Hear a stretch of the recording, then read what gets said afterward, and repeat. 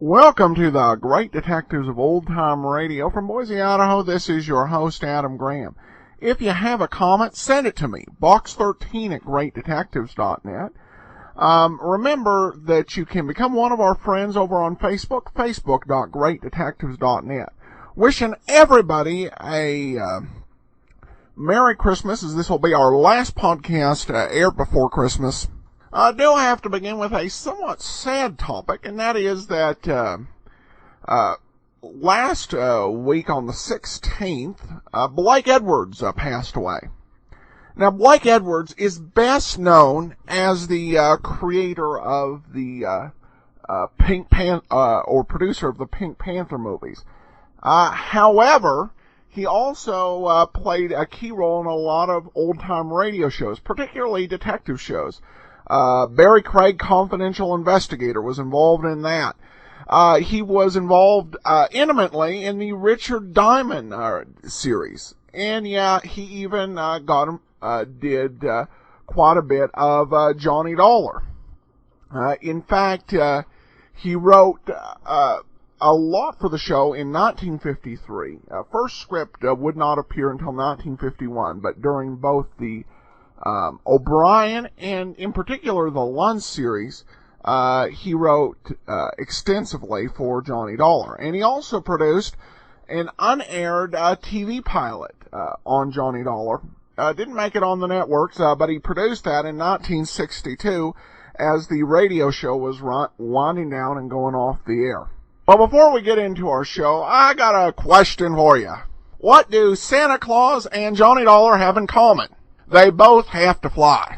But if you don't have a team of magic reindeer or an unlimited expense account, be sure to get a good deal. Go to JohnnyDollarAir.com, where you can either name your own price on all your travel reservations or choose from several published specials. And it helps to support the Great Detectives of Old Time Radio. Well, let's go ahead and we will get into today's episode of Johnny Dollar, the Joan Sebastian Matter. From Hollywood, it's time now for Edmund O'Brien as... Johnny Dollar. We're ready on your call to Boston. Go ahead, please.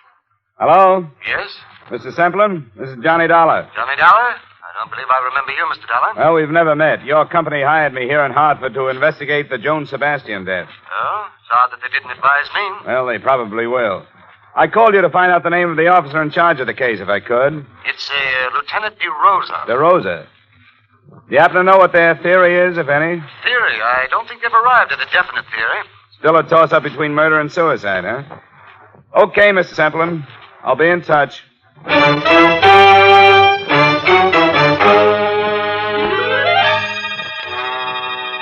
Edmund O'Brien in a transcribed adventure of the man with the action-packed expense account. America's fabulous freelance insurance investigator. Yours truly, Johnny Dollar.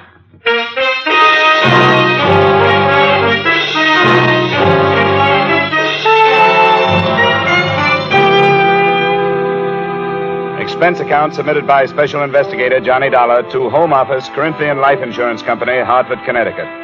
The following is an accounting of expenditures during my investigation of the Joan Sebastian matter.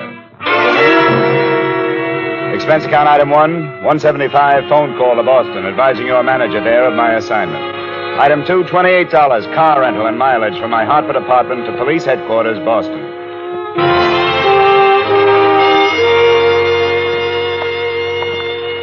What's the matter, Dollar? Don't you trust us? Well, it's not up to me to mistrust you, Lieutenant. These insurance people get uneasy when there's a choice between suicide and murder, unless the murder motive is the policy. And you don't think there's a chance of that? I wouldn't say definitely not, but the Sebastian girl made her mother her beneficiary, and her mother's an invalid in a rest home.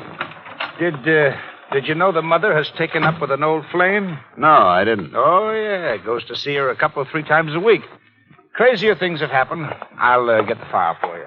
Sit down. Now, this is all we've got so far, pending the coroner's inquest and the autopsy report. Here's a photo of where she was found. Shallow water.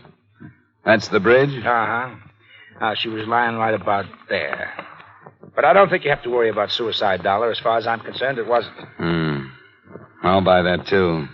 I wouldn't say this bridge is a suicide type. It's too low. Yeah. And there's another thing.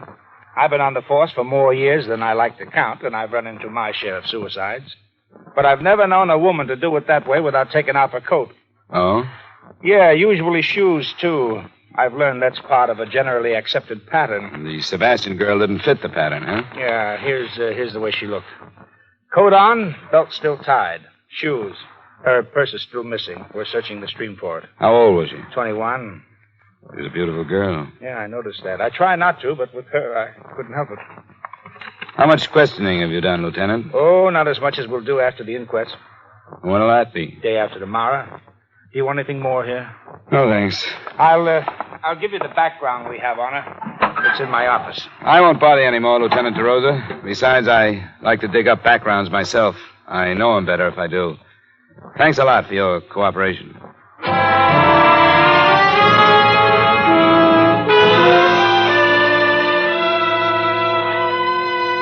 I drove out to the stream where they'd found the girl's body, and there chalked up another point against her death being a suicide. The bridge from which she had dropped was a good 4 miles from town.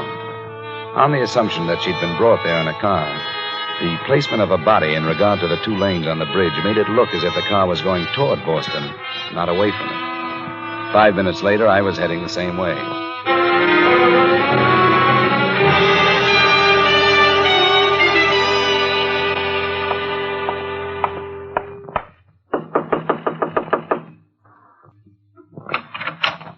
Hello?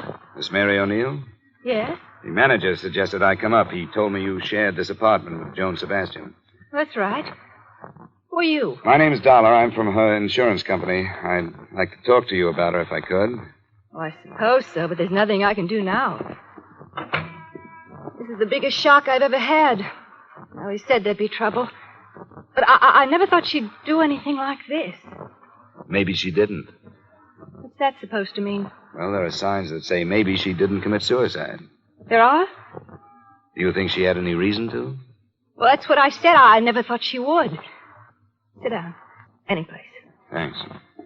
Poor little Joan. What does it mean? I'm not sure. Did you say you expected trouble? Oh, yeah, I kept telling her. It was the way she went, like she couldn't live fast enough, like there wasn't time to get everything done. She's been like that ever since she got rid... I mean, her mother went into that hospital. Johnny was all tied down taking care of her before. What could have caused the trouble? Well, I'm not saying she was wrong or anything, but... Well, there were too many men. I imagine that was easy for her. Sure was. Too easy. Do you mind telling me who they were? Well, I don't know, only about one. Harold Corey. He's gone with her the longest. Harold Corey. Yes, he drives for the North American van lines. Sometimes he goes way out to the West Coast, and... Well, while he was gone, Joni didn't stay home and catch up on a reading. You know what I mean. I think I do. Went out with a different guy almost every night. I didn't pry, but she never tell me who they were. You think somebody killed her, don't you? Would you help me try to find out? What could I do? You didn't want to pry, but I get paid to. I'd like to look at her things. Well, I suppose it's my duty, sort of, isn't it? In a way, yeah. But I can't force you to. Oh, I know it's the thing to do. Some of her drawers are locked, but I'll show you what I can. I started on the locked dresser drawers. They gave up and opened after a brief struggle, but contained on the whole things that might normally be locked up because of their value. Imported perfumes, expensive lingerie, and some jewelry. The only thing that looked as if it might have been hidden for the sake of secrecy was under the jewel box. It was a gold key, a functional house-type key, but with meaning added because the head of the key was heart-shaped. It hung from a fine gold chain. Oh, I never saw that before. Never saw the perfume before either. But I smelled it. That's a few $100 worth of scent. And the rest of it was Joan used to such expensive things? Well, not that I know about. Harold Corey sure couldn't shell out that kind of money. Heart-shaped key. It's cozy. I'd like to keep it if I could. Oh, I don't know about that. After all, it isn't mine. I might get into trouble. You won't, I promise you. I'm working with the police on this thing. I want to find out where it was made if I can and who ordered it. Oh, I get it. Sure, I wouldn't stop you from doing that, even if I could.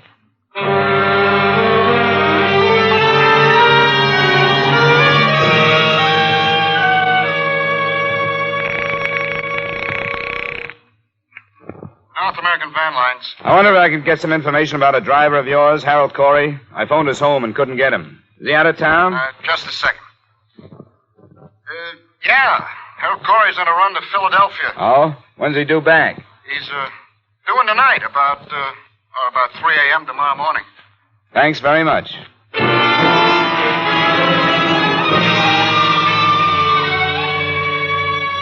Expense account item 3, $7, drinks and dinner after I checked into the Bristol Hotel. Item 4, a nickel, phone call to Joan Sebastian's employer. Edward Hollis was at home and would see me.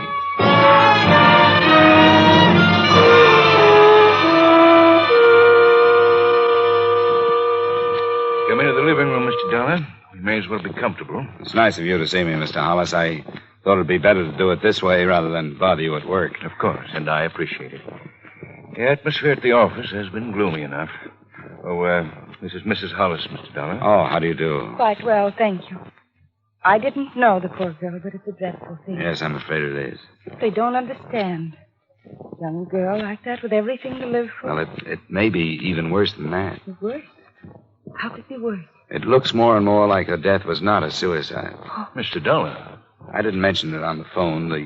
The police think it was murder, though, and so do I. I thought it'd be better to save the blow until I get out here. You know, murder's pretty messy. Well, this is a shock. I suppose I could be dragged into a courtroom along with everybody else who knew her. Edward. Beatrice, you run along upstairs. There's no reason for your going through this. All right, Edward. I think I'd rather. Good night, Mr. Dollar. Good night. I'm sorry, but it couldn't be helped. Of course it couldn't. I understand. I'll make this as fast as possible, Mr. Hollis. I don't know how much you knew about Joan Sebastian's private life. I knew nothing. I have a number of girls in the office, and it's been my philosophy to remember that not too long ago, I was as young as they are. As long as they do their work well, I ask no questions. As a matter of fact, I have no right to. Sure.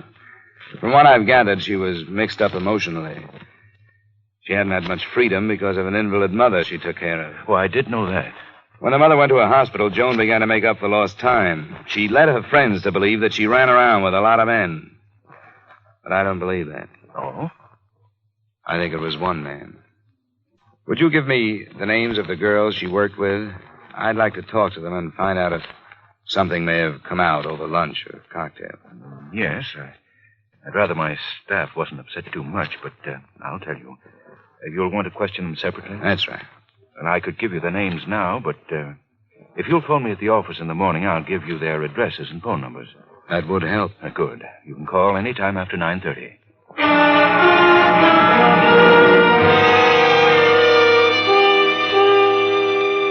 I called the next morning and got a list of 6 feminine names, which I pocketed for later reference. And at 10:30, I was at the home of Harold Corey, a ground-floor apartment on Hemingway Street. Yeah, who is it? My name is Dollar. Come later, will you? I don't want to talk to anybody right now. I'm an insurance investigator. I want to talk to you about Joan Sebastian. Who have you talked to? Why did she do it? She didn't. What do you mean? It's a mistake? In a way, yeah. It's murder. Murder? You're crazy. Am I? Oh, maybe you are. She'd never kill herself, would she? She had no reason to. When did you see her last? Night before I left for Philadelphia. When was that? 2 nights ago, Tuesday. I left at 5 Wednesday morning. She was found Wednesday morning. What are you driving at, mister? When did you learn that she was seeing somebody else when you were out of town? Didn't know she was. Look, Corey, I'm not tossing suspicions around to see how they bounce off you. You're in a bad way. Do you know that? You're telling me you think I killed her? Me? I loved her. I wanted to marry her. That's a motive, not an alibi. Get out of here, will you? Leave me alone. You aren't helping yourself with this act. You're making it worse. Get out of here before I do have a murder to answer for. Get out. Get out!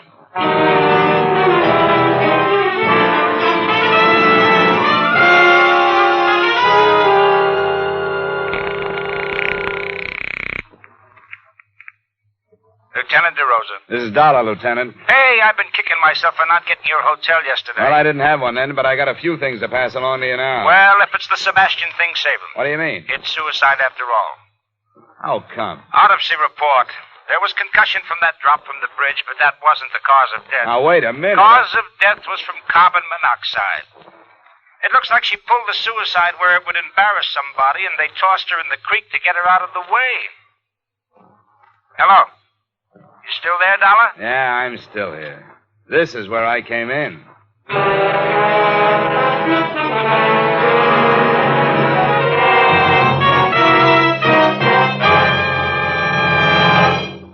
We'll return you to the second act of yours truly, Johnny Dollar, in just a moment. But first, one of radio's greatest stars has returned to CBS The Stars Address. He's Frank Sinatra. Frank will be here every Sunday afternoon for a full hour of songs, comedy, and commentary on popular music. The Frank Sinatra Show is a part of CBS's new lineup of entertainment on Sunday afternoons. Join CBS every Sunday afternoon, won't you? Now, with our star Edmund O'Brien, we return you to the second act of yours truly, Johnny Dollar.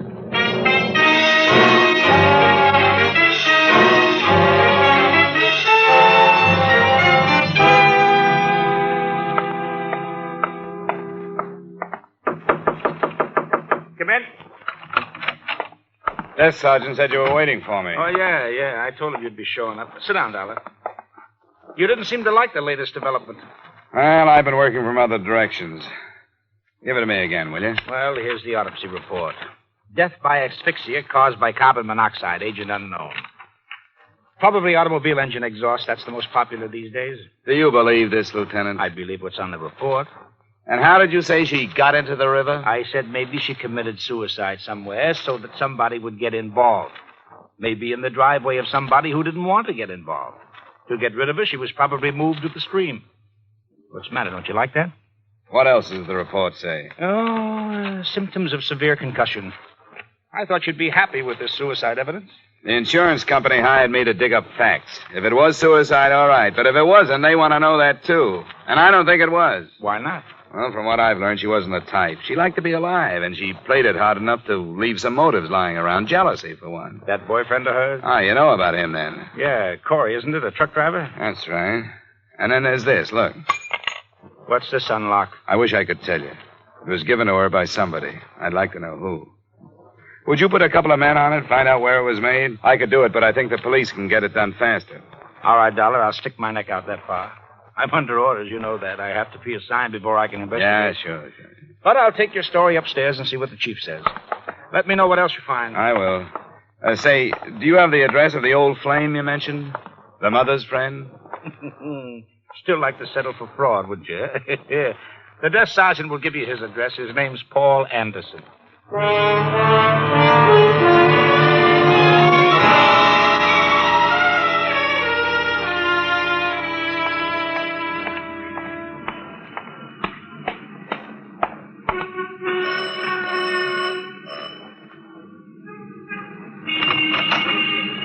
You Mr. Anderson? I am. I'm from Joan Sebastian's insurance company. Wonder if you'd spare me a few moments. Why, yes, I suppose so. Come in. I didn't know she had a policy. She did. $25,000 to go to her mother. I see. Her death has been classed as a suicide, which voids the policy. The 2-year self-destruction clause is still in effect. And that's a pity. Why'd you say that? Well, it's the least she could do for poor Mildred. That's her mother? Yes, an extremely young mother. It was almost ruined her life for that girl. I didn't know that. Daughter was born when Mildred was only 17. She was left to care for the child herself. I helped as much as I could. How well did you know the girl after she grew up? Why, she was a friend of her mother's. Why do you ask? Which one did you know first? I don't see what this has to do with the You matter. don't have to answer. I don't want you to misunderstand.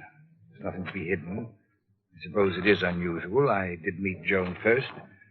But when she took me to her house and I met her mother, I realized that Joan was, well, no more than a cheap little opportunist. The complete opposite from her mother. As I say, I suppose it is unusual. That doesn't make any difference. Point is that you dropped the girl in favor of her mother. Is that it? It wasn't the gross situation you evidently wish it had been. I realized Mildred's condition and the lack of care. I knew she needed someone, and I did what I could for her. Did you send her to the rest home? I did.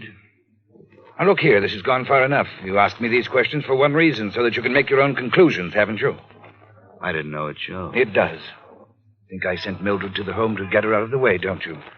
That is not the case. You can think what you like. Go ask Mildred if you care to. I won't bother her. Do you know anything about a gold key that Joan had? A gold key? No, I don't know anything about a gold key. I've known very little about Joan all these past months. I could have told you that she was headed toward a bad end a long time ago. Now she's reached it. There's no one to blame but herself.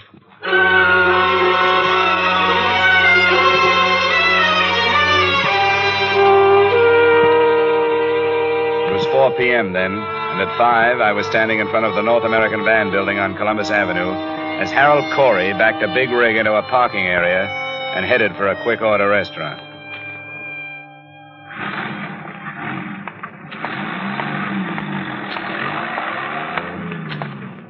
Hello, Corey. What this time? Dispatcher tells me you're going out on another run. Pretty short layover, isn't it? That's right, I asked for it. I figured driving, I'd get my mind off this thing. What do you want? Do you know how she died? I read about it. Carbon monoxide. Do you still think it couldn't have been suicide? She's dead. That's as far as I can think.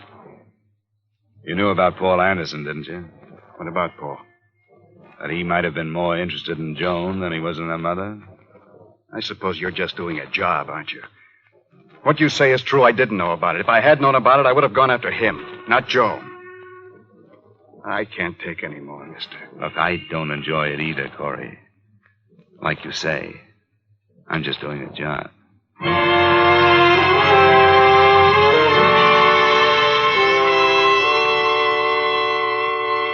After questioning the 6 girls who had worked with Joan Sebastian, I was still nowhere. None of them knew anything about her private life. The next morning, the police located a goldsmith who said he remembered making the key.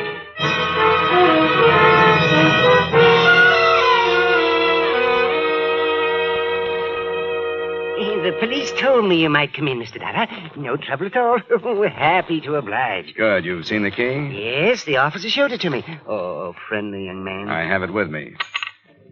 You're sure you made it? Oh, yes, positive. See here, I'll admit to a quaint conceit. You see here? Potted scroll? See the letters? Oh, yeah. Yeah, C.S. My initials, Cedric Foss. Oh. But I haven't the faintest recollection who I made it for. I told that young officer that, too. I don't even remember when. Oh, there's so much work, you know. Well, maybe I can help you. It would have been between 7 and 8 months ago. You keep any kind of record? Oh, of course I do. I'm bound to. A matter of law. 7 or 8 months should... let me see. That would be November, October, September. 7 would be March. 8 would be February. Oh, yes, of course. Here we are. Frankly, I'm intrigued. How many of my items may have been involved with tragedy? Who knows? Perhaps I'm a curse. I was hoping you'd be a cure for this one. Well, I hope so. You wouldn't know what week or day? Oh, I'm afraid not. Oh, my. Oh, my. February wasn't a very good month, was it? Post-holiday slump. Reset, change rings high, set opals. Dreadful stuff. What? No. It's much too small. Key for a jewel box. Well, let me see. March. Yes, engraved spoon. Reset, repair, place. Here it is. Door key in gold. March 17th. What name? Do not deliver. Will call J.E. Carter. J.E. Carter. Does that help? No, not a bit. Do you remember anything about him? No, paid in cash. Wait, now, that was the day Mrs. Brand brought the baby shoe in for placing. She's the councilman's wife. I remember that. It was snowing. That was the day it was ordered, Yes, Now, wait a minute. It was modeled from a plain old cast house key. Uh-huh. I cannot picture him. But I'd done some apartment keys, and he said this was for a cottage. Outside of town? It was a surprise for his wife, someplace on the bay. I remember that because of the hideous weather, and I could just feel that wind coming through one of those summer cottages. Now, do you think you'd recognize him if you saw him again? Well, I can't say until I do. I could try. Well, we may have to call on you then. Thanks. Thanks a lot. I think you've helped.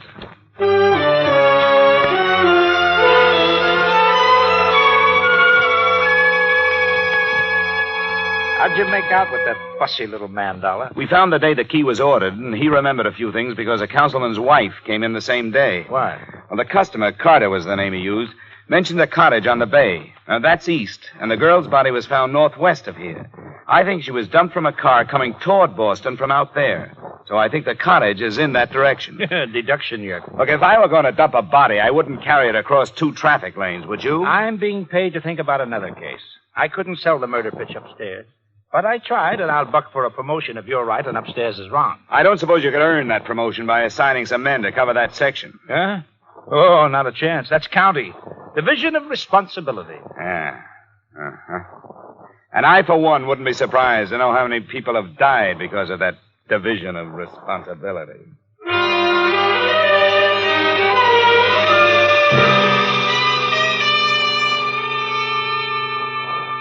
Expense account item 4, $35, mileage covering a 2.5-day search of real estate offices northwest of Boston. Object, a cottage rented a few days before March 17th by a man possibly using the name J.E. Carter. It was morning to night legwork, but on the afternoon of the 3rd day, it paid off. I found an agent who had rented a cottage to a J.E. Carter.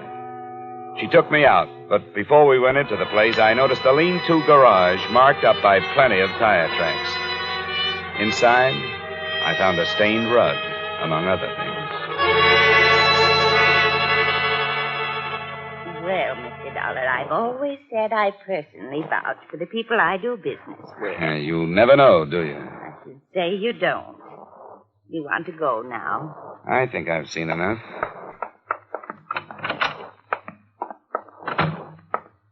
Let me lock it. I want to see if this key fits. It does fit. Yeah, it sure does.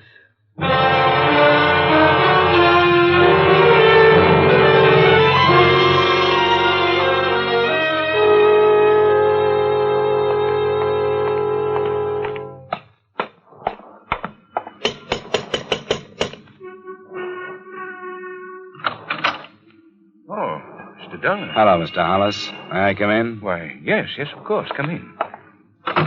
Well, I didn't expect you to come back. Didn't you, Mr. Hollis? You thought you'd get away with this, huh? What did you say? Well, now, there's no reason to be clever with each other, Mr. Hollis. I know you killed her. You rented a cottage out beyond Mystic River. You used the name J.E. Carter when you bought the gold key. I did that? I'm afraid you did. Come into the other room. Yes, you're right, I did. I became infatuated with her. If you'd known her, you'd understand. I realized last week that it had to stop, and I told her. She had been going with that young Corey boy. I told her that even if I was single and eligible to marry, I would advise her to hang on to him, someone her own age. That was last Tuesday night? Yes. She left the cottage, and I heard her drive off. Or at least I thought I did. When I went out, I learned what she had really done. She committed suicide in the car. You can hardly blame me for wanting to keep the secret. Oh, you've been reading the papers, Mr. Hollis. Suicide and all that. I've been inside your cottage. You didn't do a very good job of cleaning up the bloodstains. You're right, Mr. Dollar. There seems to be no longer any reason to attempt cleverness. I'll make my statement to the police. I'll drive you down. Thank you. How did you find out, Dollar? There was a Wall Street Journal there, addressed to you. Oh, I see. Edward? Beatrice, go upstairs. No, Edward, I won't. I insist, Beatrice. What good would it do? Do what I've done because I lost you? Why should you ask me to go upstairs while I lose you again? I forbid you to say another word. Forbid, Edward. You have no right. I found them, Mr. Dollar. It took a long time, but I found them. She had taken him from me because she was beautiful. And I no longer am. I was waiting in the cottage, and when they came in, I struck her. Is this true, Mrs. Hollis? I killed her. And since there was nothing left, we carried her to the cot. Beatrice. Beatrice, what have I done? What have I done?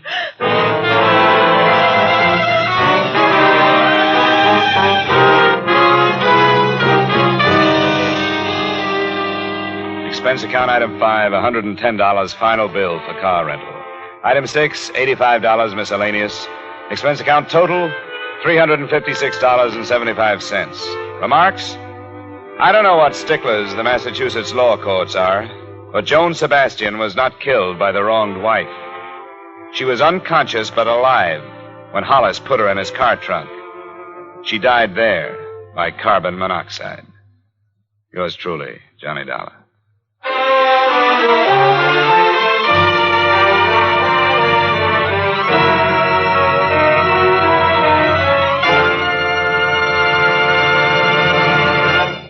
Yours truly, Johnny Dollar, stars Edmund O'Brien in the title role and is written by Gil Dowd with music by Wilbur Hatch. Edmund O'Brien may soon be seen in the Paramount Pictures production Warpath. Featured in tonight's cast were Virginia Gregg, Howard McNear, Virginia Eiler, Wally Mayer, John Stevenson, Bill Johnstone, and Raymond Burr. Yours truly, Johnny Dollar, is transcribed in Hollywood by Jaime Del Valle.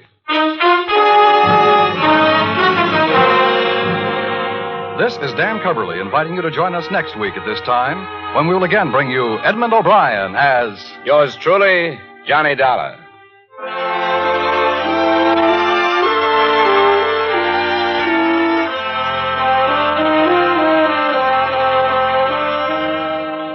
Stay tuned for Vaughn Monroe's Caravan, which follows immediately over most of these same CBS stations.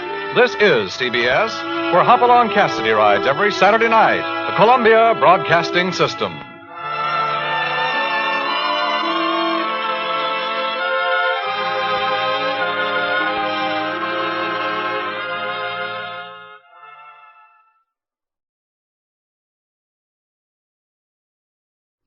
Welcome back. Well, it's another radio episode with a lot of noirish twist involved.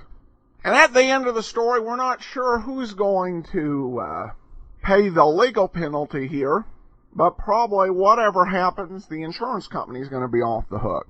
By the way, you might wonder if there were any Edmund O'Brien Christmas episodes. No, that was sound was not actually somebody placing a call for modern-day Johnny Dollar. But, continuing on, reviewing the book where the author, Mr. Abbott, went through all of the available Johnny Dollar scripts, not only what isn't there in Edmund O'Brien Christmas episode in circulation, all of the Christmas time episodes that aired during the O'Brien and Lund period had no sort of Christmas connection at all. So there aren't any Christmas episodes until we actually get into the Bob Bailey era.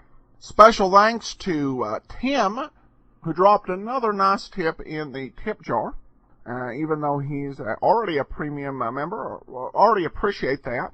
Also have added yet another show to the list of shows I'd like to eventually do, and that is Crime on the Waterfront.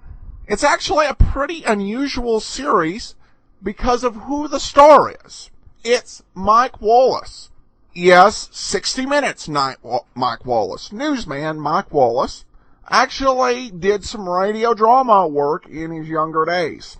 The show Crime on the Waterfront never actually made it to air. What we have are two distinct pilot episodes. And this is the nice thing. Most of the shows we listen to, there's only about 25 or 26 minutes of plot. Because this was a pilot and they weren't worried about the constraints of airtime, they really wanted to show off writing and development. So these are 35-minute episodes. And they're pretty well done mysteries. So I will add that to my list. And for those of you who have the app or our premium site, I'll go ahead and let you take a listen to one of these episodes as a bonus, so I'll go ahead and add that in. Well, that'll do it for now. Wishing everybody Merry Christmas. We'll be back on Monday with The Thin Man. Send your comments to box13@greatdetectives.net. Follow us over on Twitter at Radio Detectives. But from Boise, Idaho, this is your host, Adam Graham, signing off.